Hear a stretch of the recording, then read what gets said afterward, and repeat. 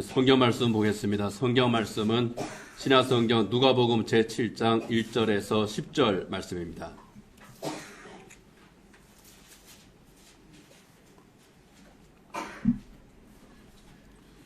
누가복음 제7장 1절에서 10절 말씀 함께 읽겠습니다. 하나님께서 주신 말씀입니다. 예수께서 모든 말씀을 백성에게 들려주시기를 마치신 후에 가버나움으로 들어가시니라.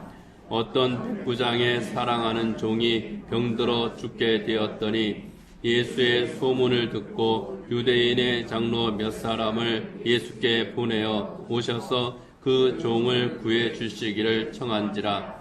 이에 그들이 예수께 나와 간절히 구하여 이르되 이 일을 하시는 것이 이 사람에게는 합당하니이다. 그가 우리 민족을 사랑하고 또한 우리를 위하여 회당을 지었나이다 하니.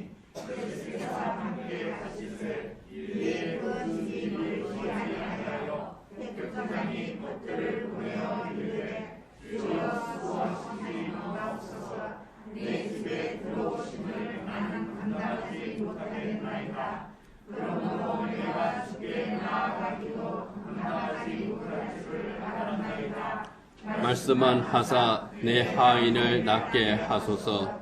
나도 남의 수하에 든 사람이요 내 아래에도 병사가 있으니 이더러 가라 하면 가고 저더러 오라 하면 오고 내 종더러 이것을 하라 하면 하나이다. 예수께서 들으시고 그를 놀랍게 여겨 돌이키사 따르는 무리에게 이르시되 내가 너희에게 이르노니 이스라엘 중에서도 이만한 믿음은 만나보지 못하였노라 하시더라. 보내었던 사람들이 집으로 돌아가 보매 종이 이미 나아 있었더라.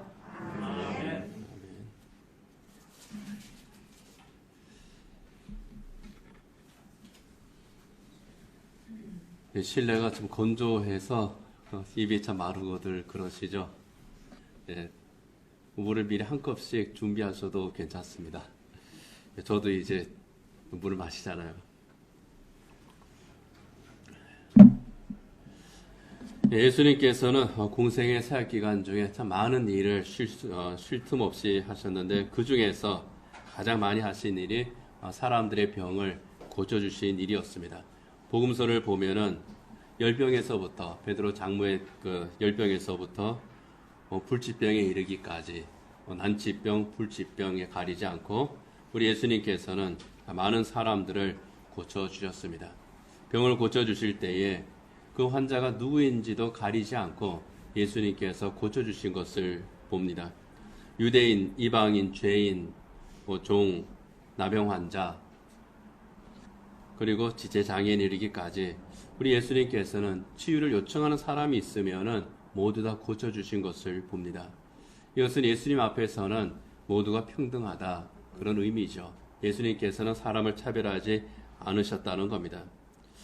예수님께서 이렇게 차별하지 않고 병을 고쳐주신 것은 구원에 있어서 차별함이 없으심을 또 보여주는 것이기도 합니다. 유대인과 이방인, 죄인 가리지 않고 죽음에 이르게 하는 이 영적 질병, 이 죄로부터 모든 사람을 구원하신다고 하는 것을 사람들의 질병을 고쳐주시는 것으로서 예수님께서 증명을 하신 겁니다.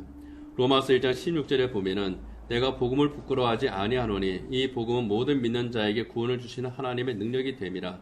먼저는 유대인에게요 그리고 헬라인에게로다. 이것은 모든 인류를 향한 우리 하나님의 구원 섭리에 대한 그 말씀입니다. 고로새서 3장 11절에도 보면은 거기에는 헬라인이나 유대인이나 할레파나 무할레파나 야만인이나 스구디아인이나 종이나 자유인이 차별이 있을 수 없나니 오직 그리스도는 만유시요 만유 안에 계시니라. 주님 앞에서는 그 누구도 차별함이 없다는 겁니다. 사실 유대인들은 자기 자신들과 또 다른 민족들을 차별했죠. 자기들은 하나님의 선택을 받은 민족이다. 이런 그 선민의식이 있었습니다. 선할 선자 선민이 아니고요. 택함을 받았다고 하는 그 선민의식입니다. 유대인들은 이방인을 무시했고 상종하지 않으려고 했습니다. 당시 로마의 피지배 국가였지만은 그 로마인을 존중하지를 않았습니다. 그리고 자기들보다 열등한 민족이라고 여겼던 사마리아 사람, 그런 사람들에 대해서는 또 철저하게 멸시하는 또 그러한 그 유대인이기도 했습니다. 그렇지만은 우리 예수님께서는 전혀 그러하지를 않으셨죠. 절대로 차별함이 없었습니다.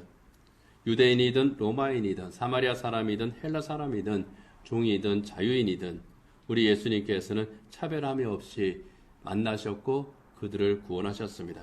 이것이 우리 하나님의 사랑이기도 하죠. 오늘 읽은 본문에서도 우리 예수님께서 이방인인 백부장의 그 종을 고쳐주시는, 그의 병을 고쳐주시는 그 사건을 소개하고 있습니다. 예수님께서는 이 백부장의 종의 병을 고쳐주시면서 백부장에 대해서 이렇게 말합니다. 이스라엘 중에서도 이만한 믿음을 만나보지 못했다. 이렇게 말씀하시면서 그의 믿음을 인정하시고 그를 칭찬하셨습니다. 왜 예수님께서 이 백부장의 병을 고쳐주시면서 백부장의 믿음을 인정하고 칭찬하셨을까요? 예수님께서 이스라엘 중에서도 만나보지 못했다고 말씀하신 그 믿음은 어떤 믿음이겠습니까? 백부장의 믿음이 어떤 믿음이기에, 백부장이 어떤 사람이기에 예수님께서 이만한 믿음을 가진 사람을 내가 유대인 중에서도 내가 만나보지를 못했다, 그렇게 극찬을 했겠느냐 하는 겁니다. 예수님께서 그렇게 극찬하신 이유를 백부장의 병을 고쳐주신 그 과정을 통해서, 그리고 왜 고쳐주셨는가, 그것을 우리가 살펴보면서 또 생각하도록 하겠습니다. 백부장의 종이 병에 걸렸을 때에 거의 죽을 병이라고 그랬습니다. 마태복음 8장에 보면은 중풍병이라고 그럽니다. 요즘으로 하면은 뇌졸중에 걸렸거나 그런 것으로 우리가 짐작할 수가 있습니다. 그런데 이 백부장 종의 병을 고쳐달라고 예수님에게 찾아온 것은 백부장이 아니라 유대인의 장로들이었습니다. 병에 걸린 이 종의 가족도 아니고 주인인 백부장도 아니고 유대인의 장로들이 찾아온 겁니다. 오늘 보면 4절에 보면은 유대인의 장로들이 예수님께 찾아온 것은 백부장의 부탁을 받았기 때문입니다. 백부장의 부탁을 받은 이 사람들이 예수님에게 찾아와서 백부장 종의 병을 고쳐주십시오 하고 요청을 하는데, 오늘 보면 4절에 보면 간절하게 구했다고 말씀을 하고 있습니다. 이에 그들이 예수께 나와 간절히 구하여 이르되 이 일을 하시는 것이 사람에게는 합당하니이다. 그가 우리 민족을 사랑하고 또한 우리를 위하여 회당을 지었나이다. 간절히 구했다고 하는 말은 그 이제 헬라 원문을 보게 되면은 열정적으로 간청했다, 그런 의미입니다. 열정적으로 간청했다. 그냥 내가 부탁을 받았으니까 예수님께서 고쳐주시면 좋고 아니어도 할 수 없고 그런 마음으로 그 형식상, 예의상 백부장이 내가 부탁을 했으니까 가서 말이나 해보지 그렇게 이제 못 이겨서 예수님에게 와서 말한 것이 아니라는 겁니다. 자기들이 일인 것처럼, 자기들의 일인 것처럼 예수님을 찾아와서 아주 간절하게 열정적으로 부탁을 한 겁니다. 이 사람에게는 합당하다. 이 일을 하시는 것이 이 사람에게는 합당하니이다. 여기 합당하다고 하는 말은요, 이 사람의 말은 들어줘야 된다는 거예요. 우리 체면을 봐서가 아니라 그 사람 자체를 봐서 이 사람의 요청만큼은 꼭 들어줘야 됩니다. 그런 뉘앙스입니다. 굉장히 적극적으로 백부장의 일에 나선 거죠. 사실 백부장과 유대인의 관계, 상당히 껄끄러울 수밖에 없는 그런 관계였을 겁니다. 백부장이라고 하는 신분은 유대인에게 있어서는 참 부담스러운 그런 신분이에요. 일단 백부장은 유대인이 아닙니다. 이 사람이 로마인인지 또 헬라인인지 어느 나라 출신인지는 모르겠지만은 분명한 것은 유대인이 아닙니다. 게다가 로마 군인이에요. 백부장은 로마 군대의 그 직제 가운데에 백인대라고 하는 그 부대의 통솔자거든요.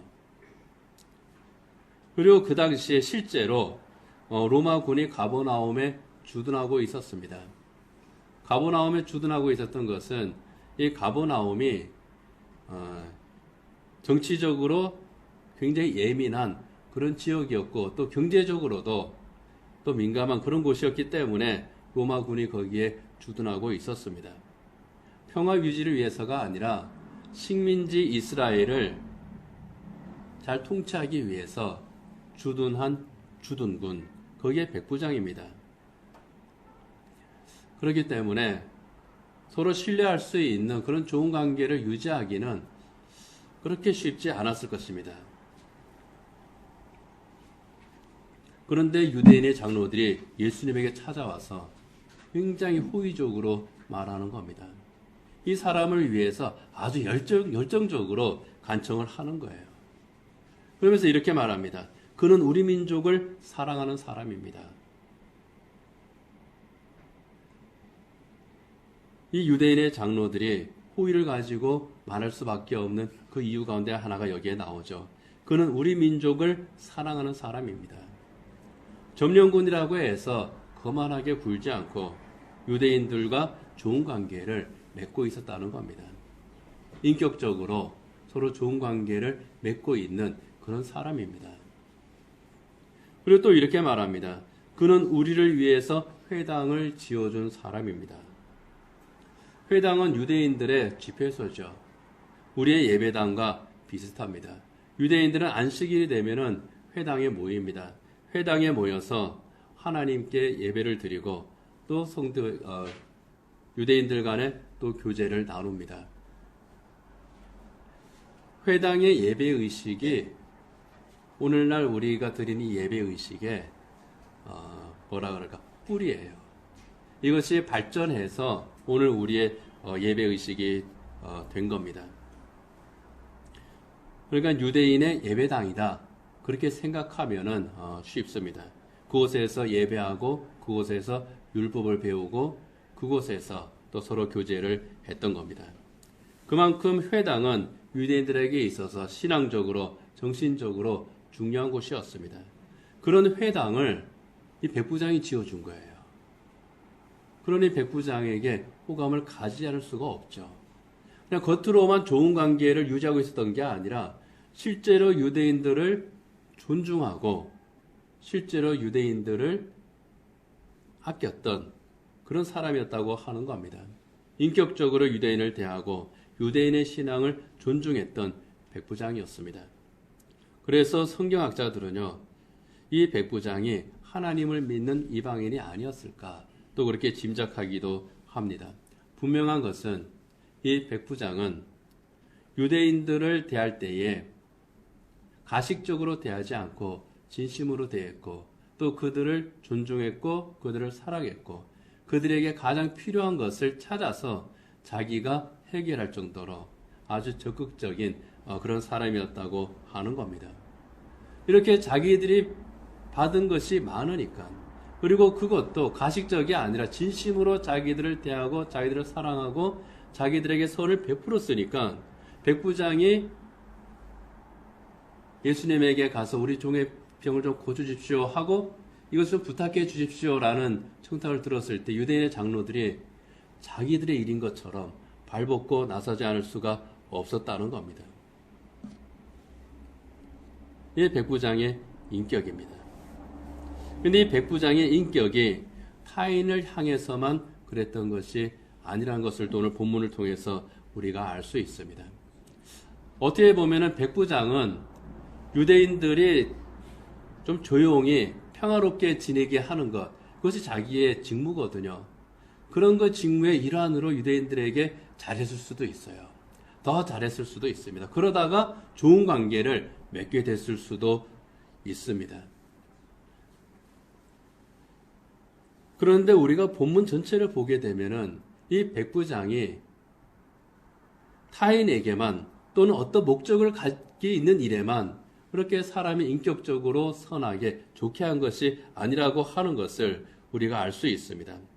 본문 2절에 보면 백부장의 사랑하는 종이 병들어 죽게 되었다고 그렇게 말씀하고 있거든요. 여기 종으로 이제 번역이 되었는데 노예죠. 그 당시에 노예의 신분은 대부분 인간적인 대우를 받을 수 없는 그런 신분입니다. 1차적으로 우리 집에서 일하는 종. 요새 이제 텔레비전 드라마 하나 보니까 거기에서도 자기 그 회사 밑에 직원들을 뭐 머슴이야 이제 그렇게 하는 그런 대사가 나오던데, 그냥 머슴. 내 일을 위해서 필요한 그런 그 소모품. 뭐 그것이 바로 이제 노예죠. 그런데 2절에 보면은 사랑하는 종이다. 그렇게 수식을 하고 있습니다. 여기에 사랑하는 종, 이 원문을 보게 되면은요, 사랑한다라고 하지 않고 원문에서는 존중하는 종, 그렇게 되어 있습니다. 소중한 종. 이 백부장이 평소에 그 종을 존중했다 하는 거예요. 인격적으로 대했다는 그런 뜻입니다. 오늘 보면 7절에서도 내 하인을 낫게 하소서. 말씀만으로 내 하인을 낫게 하소서. 이렇게 이제 다시 요청을 했거든요. 이것도 헬라 원문을 보게 되면은요, 내 소년을 낫게 하소서. 그렇게 되어 있습니다. 내 종을 낫게 해 주십시오가 아니라 내 소년을 낫게 해 주십시오. 내 아이를 낫게 해 주십시오. 그런 뜻입니다. 일단 여기에서 알 수 있는 것이 이 백부장의 종은 어린아이입니다. 그런데 그 어린아이를 쓰고 버리는 그런 노예로서가 아니라 인격적으로 존중하고 아끼고 사랑했다고 하는 것을 우리가 알 수 있습니다. 가장 함부로 할 수 있는 그런 대상이잖아요. 자기 집에 여러 백부장의 집이니까 노예들이 많이 있었을 거 아닙니까? 근데 그 중에서는 중요한 직분을 맡은 노예도 있을 겁니다. 그런 노예는 당연히 존중을 해줘야죠. 근데 얘는 어려요. 그런데 존중합니다. 뭡니까? 백부장이 자기 집에서 자기가 함부로 할 수 있는 그 대상이라고 할지라도 존중했다. 타인에 대한 그런 그 존중이 이 사람에게 기본적으로 있었다 하는 겁니다. 이렇게 가장 함부로 할 수 있는 대상을 존중했다고 하면 이 사람이 평소에 다른 사람을 대하는 그런 그 태도와 또 다른 사람에 대한 인식이 어떠했는지 우리가 미루어 짐작할 수가 있는 겁니다.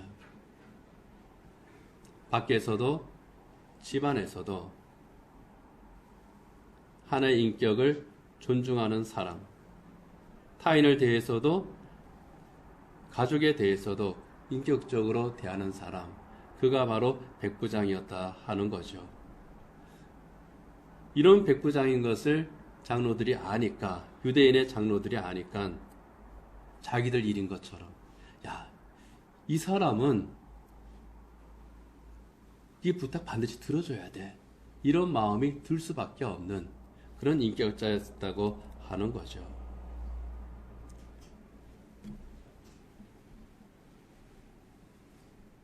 이런 사람의 부탁을 우리 예수님도 거절할 수가 없었겠죠.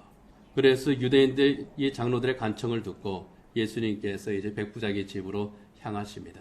향하시는 목적은 백부장 하인의 병을 고쳐주기 위함이죠. 직접 온 것도 아니지만 간접적으로 부탁을 들었지만 그래도 예수님께서는 고쳐주기 위해서 그 집으로 가십니다. 그런데 그렇게 가던 도중에 몇 사람들이 예수님에게 다가와요. 백부장의 친구들입니다.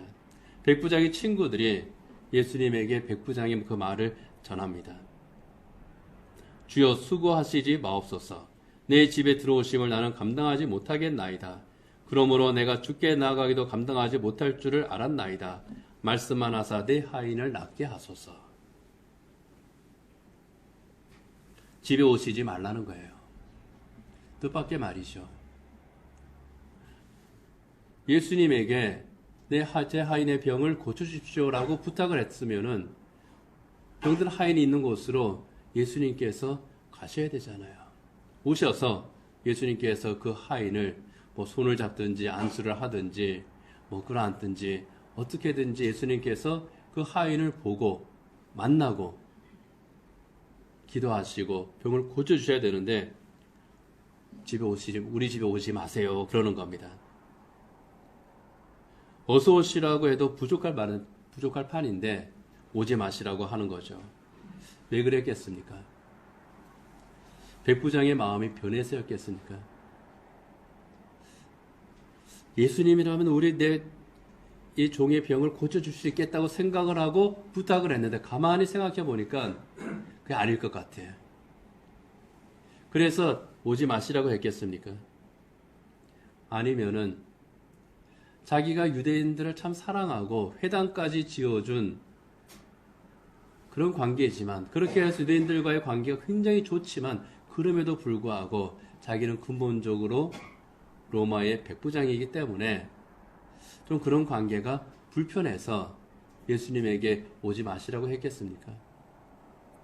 그럴 수는 있죠.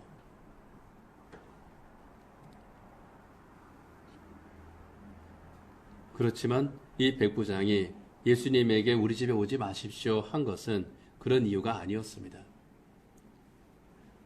예수님께서 말씀만 하셔도 내 하인의 병을 나을 수 있다고 하는 그 믿음이 기본적으로 그에게 있습니다. 그 믿음은 예수님의 능력에 대한 절대 신뢰의 믿음이에요. 예수님께서 오셔서 이 하인을 좀 붙잡고 명령을 하시면 병이 낫고 예수님께서 오지 않으시면 안 낫고 뭐 그런 차원이 아니라 오셔도 안 오셔도 예수님께서 말씀만 하시면 내 하인의 병은 낫습니다. 기본적으로 백부장은 이 믿음이 있습니다. 그렇기 때문에 말씀만 하시면 낫습니다. 하고 그렇게 고백을 하는 거죠. 사실 백부장이 어떻게 예수님을 알게 되었는지에 대해서는 성경에서 말씀을 하지 않고 있습니다. 그건 몰라요. 이 백부장이 예수님을 만난 적이 있었는지, 예수님이 전하는 복음을 들은 적이 있었는지, 어떻게 예수님의 능력에 대해서 알고 이렇게 믿을 수 있게 되었는지 아무런 언급이 없습니다. 다만 그 지역이 가버나움이라고 하는 것을 미뤄볼 때에 이미 이 백부장이 예수님에 대한 그런 이야기를 많이 듣지 않았을까? 이렇게 짐작을 할 수 있는 거죠. 왜냐하면은 이 가버나움은 예수님의 제자 베드로의 집이 있던 곳입니다. 베드로의 처가도 거기에 있어요. 가버나움에 가면은 지금도 가버나움에 베드로의 집터가 있습니다. 베드로의 집터라고 추정되는 곳이 거기에 있어요. 그래서 그걸 개발을 해가지고 여기가 베드로의 집입니다. 그렇게 이제 상품으로 또 이제 관광지로 그렇게 개방을 하고 있습니다. 그 정도로 가버나움은 예수님에게 친숙한 그런 곳이에요. 가버나움은 예수님께서 가장 자주 드나드신 곳이 바로 가버나움입니다. 그러고 보면은 가버나움의 치안을 담당하고 있었던 이 백부장의 입장에서 예수님에 대한 정보가 이렇게 습득되지 않을 수가 없었을 겁니다. 예수님의 행적에 대한 여러 가지 이야기를 그가 들었을 거예요. 그 과정에서 예수님께서 하시는 그 모든 일들, 특별히 예수님의 치유 사역이 말씀으로 이루어졌다고 하는 것을 그가 알고 또 믿게 되었을 것이라고 하는 것을 우리가 알 수 있는 겁니다. 그래서 이 백부장은 예수님이 말씀만 하시면 내 하인의 병은 낫는다. 이 확신이 그에게 있는 겁니다. 그런 면에서 보면 믿음은 참 신비한 거예요. 참 신비한 겁니다.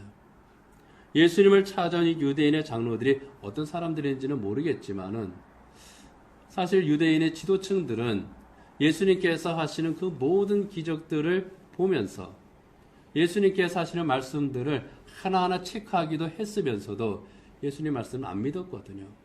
예수님이 행하시는 기적을 그들이 인정하지를 않았거든요. 그런데 이 로마 백부장이 예수님의 말씀을 믿습니다.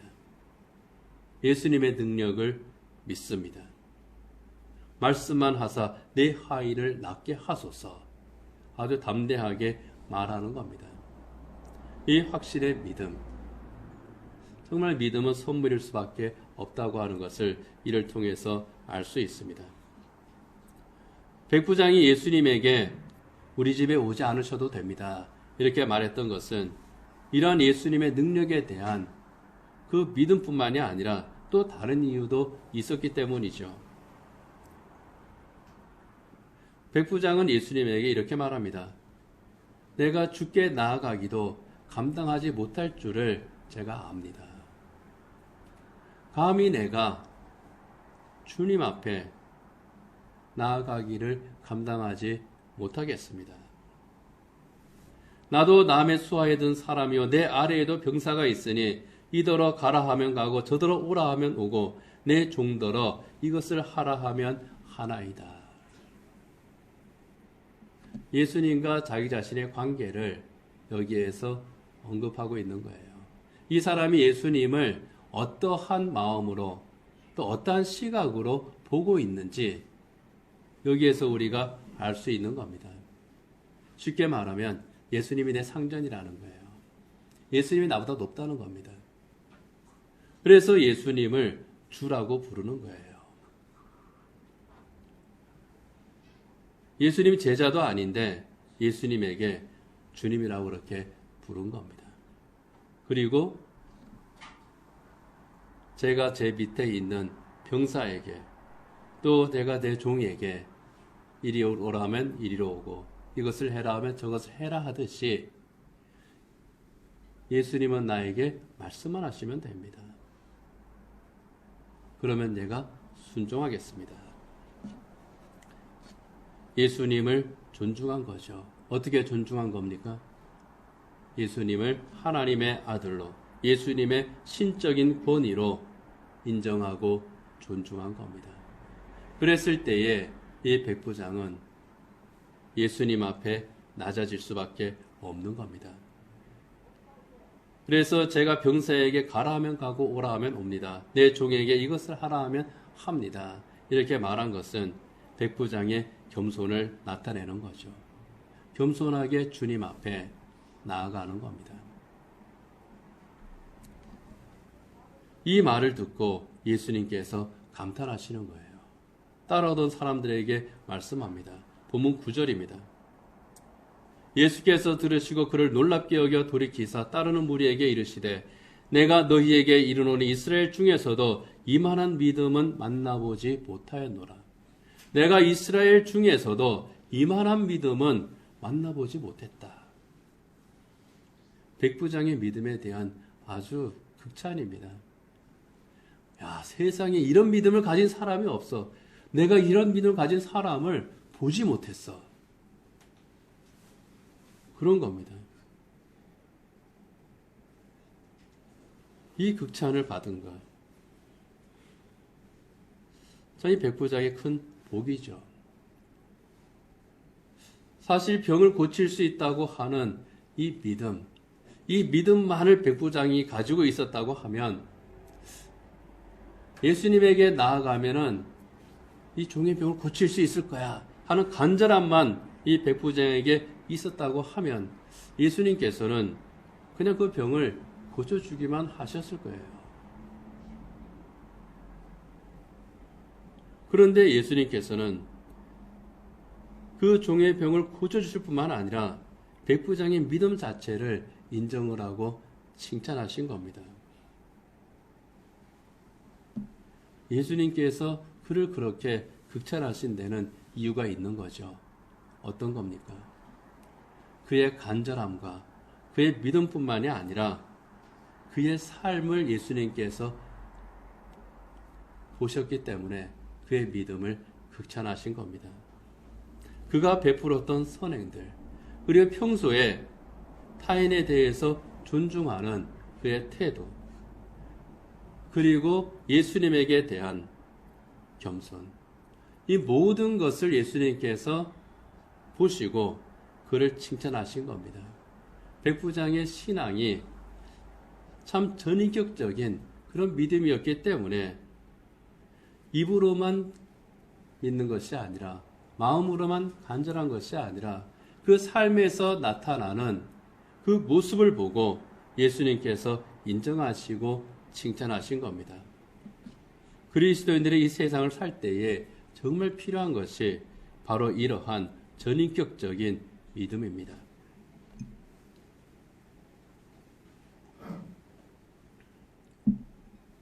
백부장은 예수님에 대해서 정말 제대로 알지 못했을 그럴 때에도 이미 율법을 통해서 또 하나님 앞에서 하나님의 사람은 어떻게 살아야 되는지 그것을 알고 있었잖아요. 예수님께서 그것에 대해서 칭찬하시는 겁니다. 참 이 사람 대단한 믿음의 사람이야. 예수님께서 믿음을 칭찬하시는 기준이 참 다릅니다. 뭔가 큰 일을 해서가 아니에요. 그 중심이 그리고 그 삶의 태도가 우리 예수님의 마음에 들었다는 겁니다. 요즘 말로 하면은 성숙한 인격적인 삶이 그에게 있었기 때문에 그것을 예수님께서 믿음으로 보신 겁니다. 그래서 빌립보서 1장 27절에도 보면은 사도 바울이 빌립보 교회에 편지를 보내면서 그리스도의 복음에 합당하게 생활해라. 그리스도의 복음에 합당하게 생활해라. 그리고 디모데전서 4장 15절에서는 오직 말과 행실과 사랑과 믿음과 정절에 있어서 믿는 자에게 본이 되라. 또 그렇게 권면을 합니다. 교회에서, 직장에서, 가정에서 성숙한 인격의 그리스도인이 되라는 거예요. 어디에 쓰든지 그리스도인답게 살라는 겁니다. 교회 안에서 당연히 그리스도인이어야죠. 가정에서 더 그리스도인이어야죠. 사회에서 더욱더 그리스도인이 되어야 한다는 겁니다. 주일에만 그리스도인이 아니라 매일매일이 그리스도인다운 삶, 그것을 사는 것이 전인격적인 신앙의 삶입니다. 그렇게 할 때에 교회에 대해서 부정적이고 그리스도에 대해서 적대적인 그런 세상 사람들이라고 할지라도 적어도 당신은 참된 그리스도입니다. 그렇게 인정할 수 있는 그런 삶을 살아야 된다는 겁니다. 이방인을 적대시하던 유대인들이었습니다. 이스라엘을 점령한 로마군의 백부장입니다. 그런데 이 유대인들이 어떻게 합니까? 다른 사람은 몰라도 이 백부장은 도와줘야 됩니다. 그만큼 인정하고 존중하고 아끼고 자기 일처럼 나설 수 있는 이것이 그리스도인이 받아야 될 대우입니다. 또 그렇게 돼야 돼요. 그렇게 세상이 인정하는 그리스도인의 신앙이 바로 전인격적인 신앙이라고 하는 겁니다. 예수님께서는요, 너희는 세상의 소금이 되라. 너희는 세상의 빛이 되라고 말씀을 하셨습니다. 소금이 되고 빛이 되는데 그것이 어디입니까? 세상이라는 거예요. 너희는 교회 안의 소금, 너희는 교회 안의 빛이 되라. 그게 아니잖아요. 세상에서 빛이 되고 세상에서 소금이 되라. 여러분의 가정에서 소금 되세요. 여러분의 가정에서 복음의 빛을 더 많이 밝히세요. 세상에 나가서 그리스도의 빛을 정말 환하게 밝히세요. 그런데 교회 안에서는 이 빛이 활활 타오르다가 집에 가면은 이게 사사사 죽습니다. 사회에 나가면 감추고 다녀요. 아니죠. 아니죠.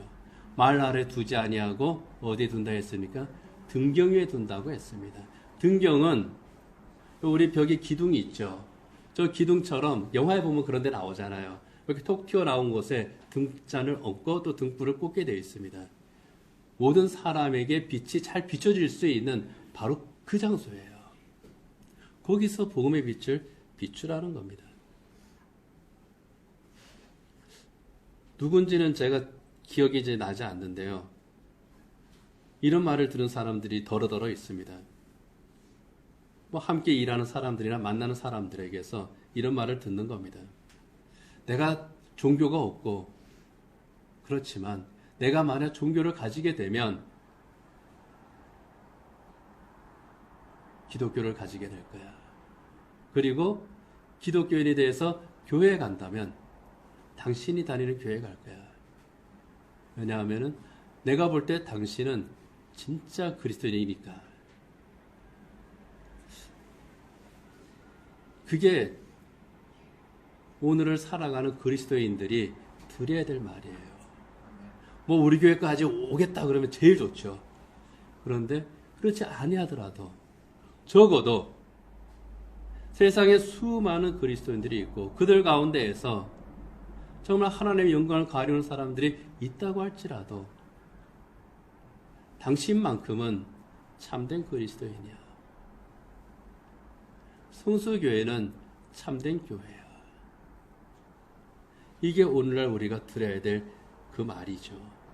그런 말을 듣는 그리스도인들이 전인격적인 신앙을 가진 그리스도인인 겁니다.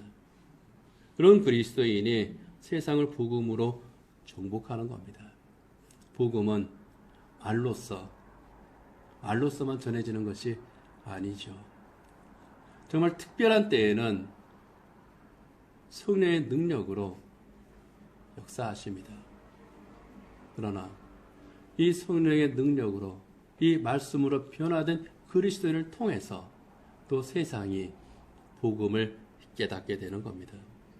그 삶을 통해서 복음이 증명이 되는 겁니다. 오늘 예수님께서 백부장의 믿음에 대해서 칭찬하신, 인정하신 이 사건을 통해서 우리가 배우는 것은 정말 성숙한 그리스도인이라고 하면은, 전인격적인 신앙의 그리스도인이라고 하면은 그 안에 타인에 대한 존중과 배려, 그리고 주님 앞에서의 겸손함, 주님에 대한 절대적인 신뢰의 전인격적인 믿음, 이 믿음을 가진 그리스도인의 길, 우리 주님께서는 인정하시고 축복하신다는 겁니다. 이러한 참된 그리스도인의 삶을 살아가는 저 여러분 되기를 원합니다. 기도하겠습니다.